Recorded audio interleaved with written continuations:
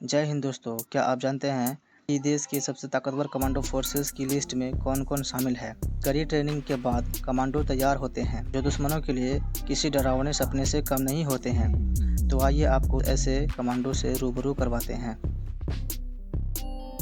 पे है Garuda commando force. यह भारतीय वायुसेना की घातक कमांडो फोर्स है।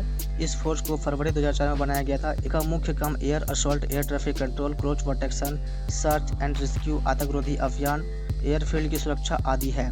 इसकी ट्रेनिंग 72 हफ्तों की होती है, जो सभी कमांडो में सबसे ज़्यादा लंबी मानी जाती है। गरुड़ कमांडो रात में हवा और पानी में मार करने के लिए एक्सपर्ट होते हैं। नंबर 2 में है एनएसजी कमांडो फोर्स। देश के सबसे अहम कमांडो फोर्स में से एक है। एनएसजी कमांडो फोर्स गृह मंत्रालय के अधीन काम करती है। तीनों सेनाओं, पुलिस और पैरामिलिट्री के सबसे अच्छे जवानों को एनएसजी कमांडो में चुना जाता है। आतंकवादियों की ओर से आंतरिक सुरक्षा के मोर्चे पर लड़ने के लिए इन्हें विशेष तौर पर तैयार किया जाता है। वीआईपी सुरक्षा, बम निरोधक एवं एंटी हाईजैकिंग के लिए इन्हें खासतौर पर इस्तेमाल किया जाता है। फुर्ती और तेजी की वजह से एनएसजी के कमांडो को ब्लैक कैट भी कहा जाता है।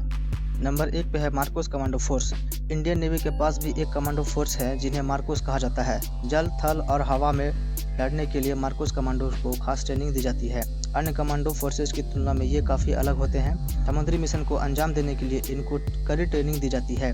20 वर्ष की उम्र वाले 10,000 युवा सैनिकों में से किसी एक का चयन मार्कोस फोर्स में होता है। 2.5 साल से 3 साल तक अमेरिकी और ब्रिटिश सील्स के साथ मार्कोस कमांडो को बेहद खतरनाक और कड़ी ट्रेनिंग पूरी करनी पड़ती है, जिसके बाद यह खतरनाक और ताकतवर कमांडो बन जाते हैं।